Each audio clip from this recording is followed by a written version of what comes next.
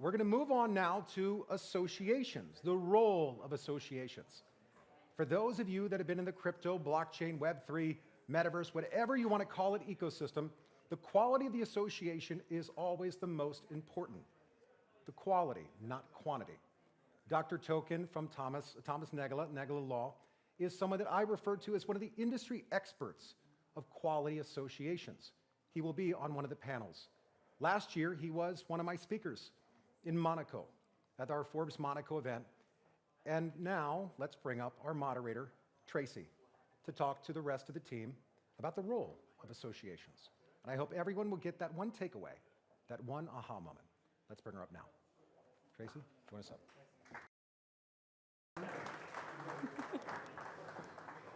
All right, I'll give us a moment to take our assigned seats. Thank you so much for leaving the lovely networking upstairs and joining us for the next 30 minutes. I'll try to make sure that I'm conscious of everyone's time. So I have, instead of three lovely gentlemen next to me as we take a closer look at the role of associations, and no better qualified than the three gentlemen right here. I'm joined, of course, by Dr. Thomas Nagele, President of the Crypto Country Association, and, of course, one of your lovely hosts for this day, as well as Ricardo Simoes. He's the Executive Director of INATBA. This is the International Association for Trusted Blockchain Applications.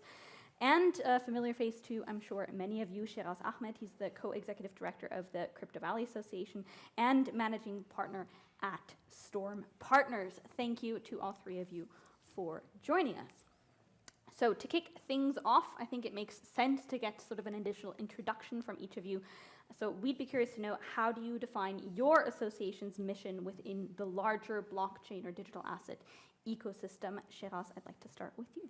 Fantastic, Tracy. Thank you so much, and Thomas, thank you for organizing such an amazing conference here today. It's not today. only me; it's the team. It's an association. We are like feel like 100 of people helping us. So yes. Oh, I know. Yeah, exactly how it feels. I mean, the Crypto Valley Association has been around now. I think it's one of the oldest associations out there. I mean, the mission, how we defined it, is really to kind of as you lift the rising tides and you lift all those boats, we really try to be able to be supportive in this space, to be able to connect individuals together, entrepreneurs, also large corporates, governments, and do whatever we can to support the Web3 space in moving forward. And if that means supporting other associations as well, we're always happy to do so.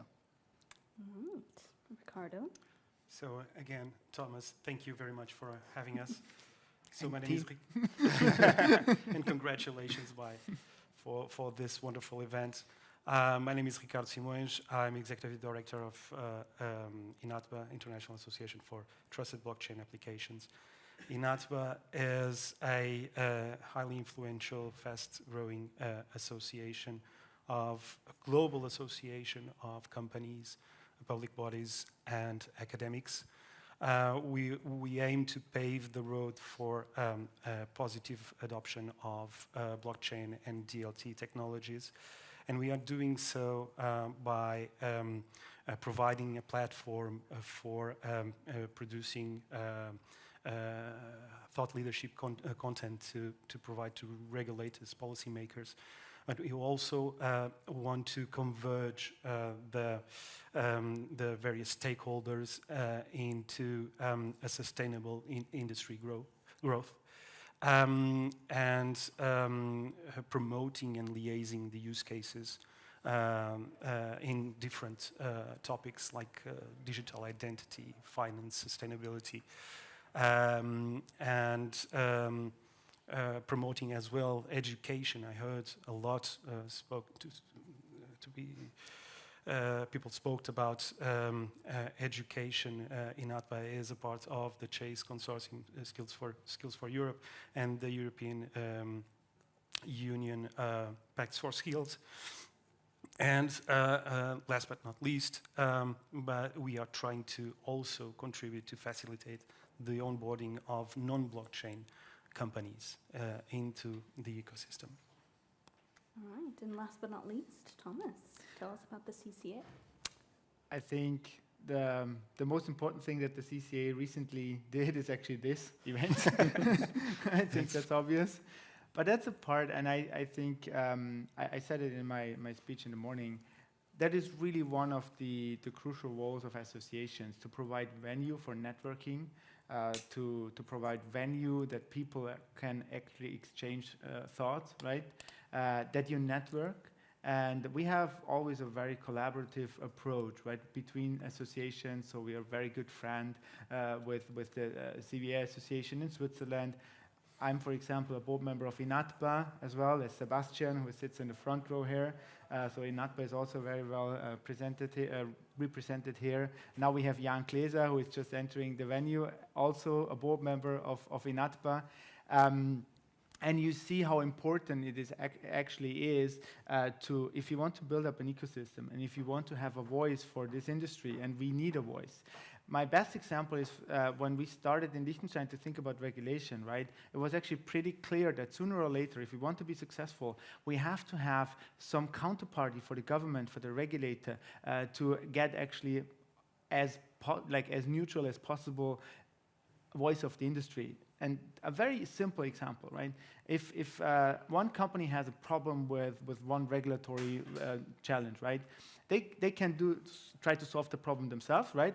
But if it's a problem like all of the other companies have, you can, as an association, you can bundle that, right? And then approach neutrally the regulator and say, like, we're representing the industry, and our members told us, like, this is the problem, this is the problem, this is the problem, right? And it's not a problem only one company has. So it's actually our role as well to represent the industry ahead of, in front of the regulator, in front of the government, right? And I think to provide venue, to provide these networking opportunities, and to represent the industry, that's the main role of the CCA in Liechtenstein. Excellent, thank you so much for sharing. So taking a closer look at what it means to represent this industry, I think we would all agree that it's been a very tumultuous past 12 months with some triumphs, some challenges as well, some reputational issues maybe in certain sectors of the industry in particular. And I think there was a lot of concern, particularly on the government side, when it comes to bad actors in the space. So as Thomas Reid once famously wrote, a chain is no stronger than its weakest link. So I would be curious to know, is there a vetting process in place for your association members? And if yes, what criteria do you use to determine access? Now, INATBA, of course, is word trust already embedded in the title, so I'd love to start with you, Ricardo. So it depends on what we think of weakest link. If we are talking about ill-intended actors, of course, INATBA has a due diligence process to understand better how the member, how the prospect is working and the intentions. And a little bit about the role of the association is also that, to create the first filter in terms of adding that company into a trusted space where we can advance the discussions. But if we are talking about maturity, if we are talking the weakest link in terms of maturity, I would say no, because we at INATBA, we welcome as well companies that are startups that are looking for the opportunity to connect, to learn, and to expose themselves into network possibilities and to fundraising as well. Sheraz? Yeah, so I think, like, being a Swiss association, we have a very Swiss approach to doing things. We have terms and conditions and guidelines that every member, when they want to join the association, they accept. We try to find the most cost-efficient way of doing things as well, so not having someone go over it, but being like, okay, like, these are the guidelines, this is what you need to respect. We have 6 board members that then review whenever they have the opportunity to review, okay, does this company follow the guidelines or not? And then essentially we kind of like have this premise of if you're not following the guidelines, well, you should actually know the guidelines and read them, and then we can kind of expulse the person if there's a need to. I mean, to be very honest with you, we don't necessarily have that doesn't occur very often, that there are these kind of, like, let's say, ill-doers, as you were mentioning before, kind of like joining the association. I think, if they're trying to join a non-profit, they're trying to get involved, trying to participate. And I think it's also the element of our members that do come together, and then they will kind of tell us, hey, this person was interacting in this way, could you please look at that? So we have this kind of like, I guess, self-surveillance as well that happens within the association, and everyone tries to take care of each other as well. So I think, yeah, bouncing on what Thomas said, this big like family approach as well, where we try to help each other out, and everyone tries to grow the ecosystem together. So I said there's a big self-governance component, you could say. Yeah, exactly. All right. Thomas, you're the lawyer in the group. What does the process look like for the CCA? Oh, it's actually very simple. You just join. It's an association, so you join for sure based on the process. But in the end, no, we don't have any filter at all. There's not that you for sure you have to be accepted, and right that's going to be done formally once a year. But you can join throughout the year. But in the end, I mean, the Liechtenstein ecosystem, and we consider it actually as like the Liechtenstein, Swiss, Austrian, as the Swiss too, right? It's like one big ecosystem in the heart of Europe. I mean, you know each other, right? And if, as you said, Sheraz, if something happens, right, people will tell you. And specifically in this really small ecosystems, I mean, in comparison, right, it's very easy to have like some kind of governance, and you just take the fun. That's actually the beauty of having a small country and a small ecosystem in the end, right? You can basically like know everybody, and that's the same in Switzerland. I mean, the players, we know all of them. It's like family and friends, right? If we go to the CVC events in Zug, right, which are actually basically which are amazing, but it's family and friends, right? You see a lot of faces, you know, and if someone really is not acting properly, yeah, we would be aware. Tend to find out. Nothing, you can't hide anything in the family. This is very true. Now, you mentioned actually, sort of as part of your opening statement when you talked about the Crypto Country Association, that one of your main activities is to serve as an intersection between the industry and government. Mm-hmm. How do you go about facilitating such interactions? That's, again, very easy in Liechtenstein because our government is extremely approachable. And that's not only for associations. So for every company, actually, you can basically get a meeting with the government agencies within days, and they're very approachable. Same is true for the Financial Market Authority, our regulator, right? But I think what is key is that, coming back again to the question, if you approach them as an individual or as a company, for sure you have certain interests, right? And these interests might be very focused on your company alone. And normally a government, for sure, what they have to care about is that it's actually suitable for the whole like jurisdiction. So if we approach them, we always try to find like an approach where we say, okay, does this really make sense for all of our members or the majority of our members?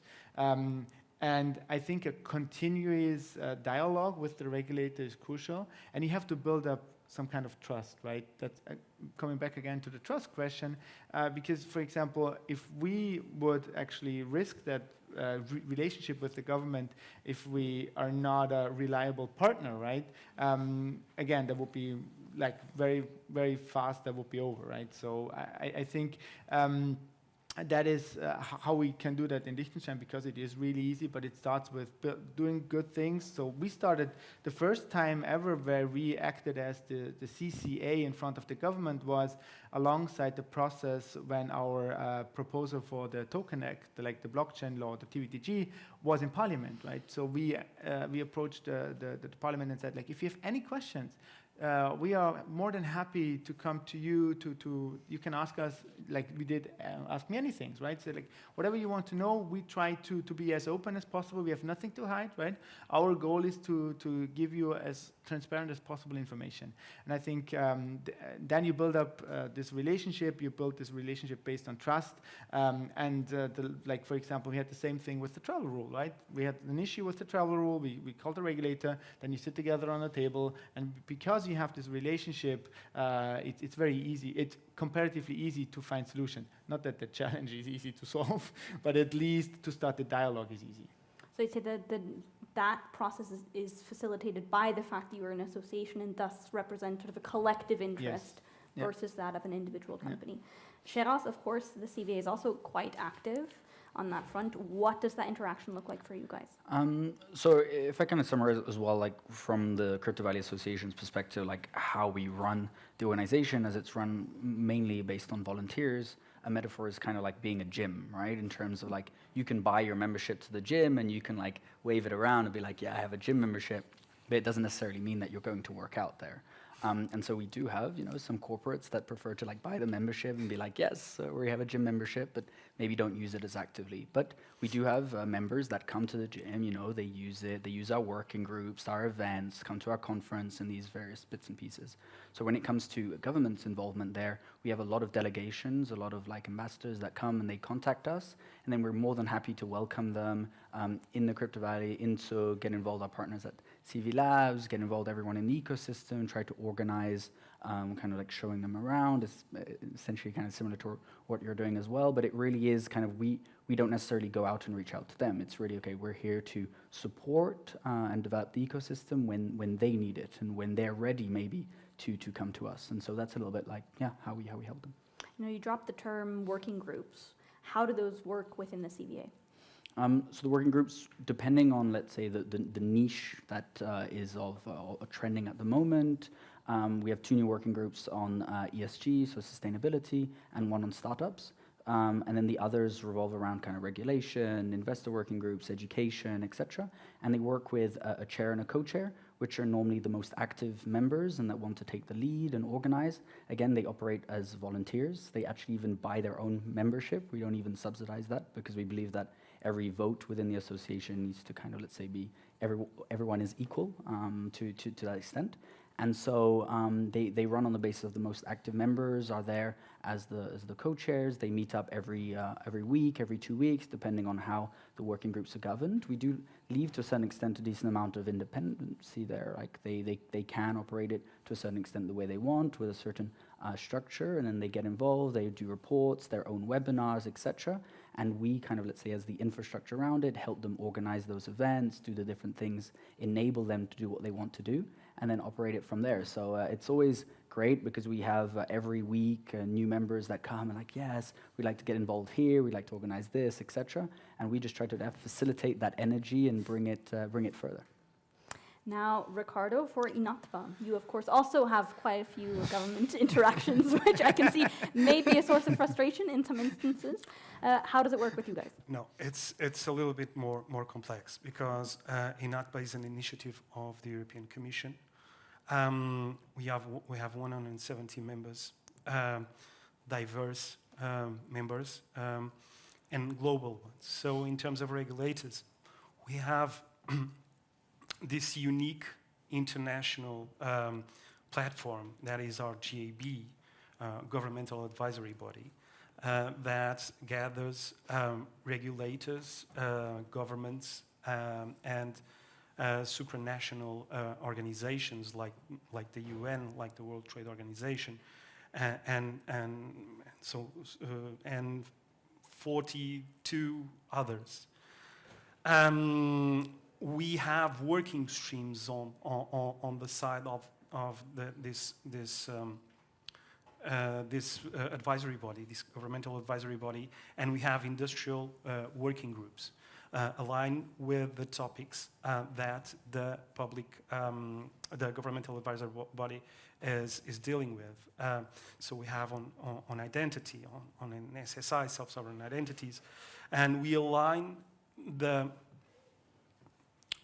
was used to say the demand and the supply, but it's not the case. But we align the positions, the different positions, the requests, the expectations of the public sector with what can be provided by the industry. And that combination is complex, as I said, to align all those interests. But it forces the good discussion. I heard today Joaquin from DG Growth saying we have to build bridges, and a way to do that and to balance the opportunity that is more a focal angle from the industry and risks that are more a concern of regulators. INATBA is pushing for. INAP is pushing for the right balance, strike the right balance between those opportunities and those risks. So yeah. It's quite a bit of tightrope walking happening over there. I like the phrase that you use now when it comes to building bridges, right? And I'd like to take a closer look at the bridges that you think still need to be built. So what would you say remains sort of a key challenge in fostering blockchain-friendly regulatory environment, both in sort of the jurisdictions where you're active, but on a global level as well? And what are you specifically doing to address this issue? Let's start with you, Thomas. I think in Liechtenstein, the most critical challenge we have at the moment from a regulatory perspective is to identify what will change in Liechtenstein with the upcoming MiCA regulation. Because we attracted businesses in Liechtenstein based on the TVTG, which is a local law, right? It's only applicable in Liechtenstein. And what we're going to have then is the same level playing field in all of Europe. And there's a possibility that you can actually have your local registration transformed to a European-wide license. And so first of all, we have to address and see how and if we have to change our local law, right? Because like some of these service providers, they are actually obsolete because they are regulated on a European level, and this is applicable in Liechtenstein because we are a member of the EEA. So these regulatory changes are one of the bigger challenges actually at the moment. I think here again, it's just this, it's the same challenge we have for years. It's such at a fast pace, right? Whatever you do, like when you do it, you write the report, you do something, most of the time it's already old, right? So to keep that up to speed with the dialogue with the regulator, that the regulator is able to keep up with all of that, the government is able to keep up with all of that, the advisors, right? Like we get a lot of questions from others, like how can we do this and that? So it's actually just, it feels like sometimes if you are like 3 days out of office and you don't have your mobile on, like you completely lost track, right? It's just this fast speed that everything is actually developing. And the biggest regulatory challenge for us, I think, is really this MiCA and how we can deal with it from a Liechtenstein perspective. I think it's a huge opportunity, but we have to do it properly. And I think we're on a good way with the approach so far, but yeah, hopefully it will turn out well. Ricardo, an EU perspective? So I would agree with Thomas. Keeping up with this very, very fast pace is one of the challenges. I would say as well that from our perspective and what our members expect us to do as well, is to keep up with regulation that isn't specifically directed into the blockchain space, but where blockchain technology could be a good fit. And I'm thinking specifically on traceability of SEGs, for instance. And I think there's so many focus, and the focus this year, and it's still going on in terms of the finance, that we sometimes forget that blockchain has different applications and has a tremendous potential in other areas. And I'm glad and I'm proud that INATBA is covering as well that diversity of topics. So it's keeping up with the fast pace. It's also trying for the regulators, for government, for political side as well, not to be distracted by some narrative on the public space that sometimes is superficial and is misleading on the potential and the opportunities that blockchain technology offers. I would say this would be the biggest challenge. Is afterwards, I heard yesterday in the discussion we were talking about DeFi and regulating DeFi. Can be done, should be done. Maybe you can share. There was an event which was not open to the public, so it was a government initiative. It's a private discussion. Yeah, it was a private discussion. just that people know it happened alongside this CCA event. So Yes, and it was actually because I don't want to take the credit of it that one of our board members suggested that in 1 year, Thomas would invite us again to be here and to provide a self-regulatory framework for DeFi, and that's a huge challenge, and but it's the kind of ones that INATBA likes, and with the help of his growing community and his members. Excellent. We've heard on a country level, we've heard sort of on a larger EU level. Of course, CVA is a global organization. Sheraz, any insights on sort of the global challenges when it comes to the regulatory environment?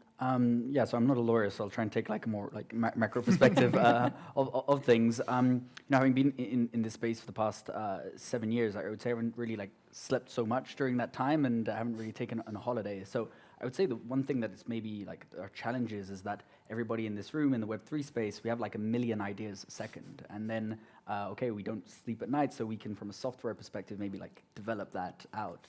But then like from like a real world perspective, like who are these crazy people that are like developing all these crazy things? So I think from like our side, maybe to allow things to go ahead further, we can connect more to that traditional world by just being a bit more chill, kind of being like, okay, thinking about ideas maybe in those kind of private events whereby we can be crazy behind doors, and then kind of once we have a consolidated idea, okay, these things are maybe real use like cases, then we can go out with them into the public and be like, okay, we've thought of this idea now, instead of like presenting them a million different ideas and then people getting overwhelmed. Because I think that's often what happens is blockchain technology is one that, it's a dual-edged sword, but it's a bit agnostic in terms of it can be used in so many different industries, so many different use cases that people are like, oh, like, is this a currency now? Can this be used to track supply chain? What is blockchain? And so I think if we're able to, chill a little bit more, take a little bit of time, sleep a little bit more, go on holiday a bit more often, and let people digest what we're doing, I think things would go a lot faster. I think that most people in this space, if you rest for half a day, you're like, no, I have to do something. I have to do something. Like, I know a lot of people, like David, who just loved, actually, we sat together at a coffee and was like, we had a relaxing moment, right? And then said, let's do a barbecue, right? And like 10 minutes later, we organized a barbecue, and it was happening like a week later. And everybody's like, this really was happening now? And I think, like most people in that space, because if you constantly have to keep up with that space, I mean, I would, like people who know me really well, right? I'm extremely fast and bored, right? So like, I think, I don't know if you, Sheraz, I know you now quite a bit. Like, if you are on a holidays for 1 week, come on, you want to do something big, right? Yes, very true. So, I mean, yeah, we're definitely our own. I don't want to kill your argument, but like, I don't like. Maybe other people can stop us. I mean, yeah, no, we're definitely our own worst enemies sometimes, which is good. Good thing, yeah. I think that's actually a good thing, right? I mean, that we are so much of energy in that space. There's so much energy in that space. That's what I really love about that industry. It's certainly an innovation-first mindset, I would say. But perhaps we also just collectively have ADHD that could also. Of course, again, coming back to sort of the overarching topics of associations, I'd like to close it out with sort of a general look at how the industry as a whole is working or not working as a unified body. You're all associations, you have a lot of different members and a lot of different interests that you represent at the end of the day, a lot of different voices and subsectors that you have to bring together in order to sort of push forward. Would you say that in its current state, the industry is operating as a unified body, working towards sort of a common goal? If yes, what evidence do you see that this is the case? If no, what evidence do you see that it's not the case? Ricardo, I'll start with you. I think with the long run, the goal we are pretty much aligned with. We understand that making the ecosystem grow will benefit all of us. In the short term, perhaps. They're still fragmented in terms of approaches. but I start to see some action there. I joined INATBA 4 months ago, and And I it have feels like decades already, yeah, it feels right? a little Yeah, I bit. told you. No, but and I have like a pile of MOUs with associations to look it through. What I think that we shouldn't be doing only MOUs or connecting our partnership only for the sake of showing it. We have to understand where our strengths are, and look for a partnership that has complementary strengths. And that way, of course, we could move faster, perhaps cheaper, and perhaps greener. Sheraz? Fantastic. Yeah, so I think as an industry, there's always things that we can do better. We can improve our communication, etc. But we're operating all over the world simultaneously. I mean, we were just talking about the DevCon in Bogota, right? I mean, it's like, how do you think about what's happening there, get the same info, and then it's really like a distributed network. But I think if you compare it to other industries, I definitely believe that we are quite well connected, synergize as well, and working to do, let's say, build in the same wavelength.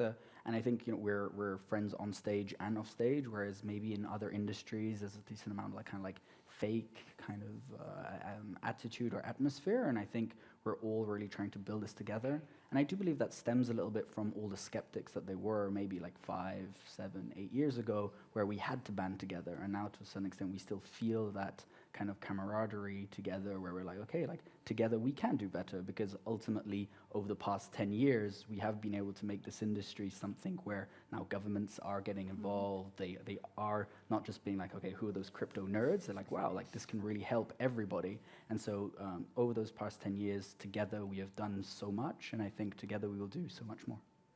Thomas, I see a lot of nodding in agreement. I will be very short. Yes, for sure, we achieved a lot of things already, but we have to do more. And that was actually the sign. I don't know if you recognize that, but that's a chain of, it's a blockchain with 2 hands. And that was the idea, right, to connect to each other. And that was yes, we were achieving a lot of things, but we have to do way more. And that's for us the starting point to say, let's get in touch with each other and work on something together. That was the whole idea of the conference.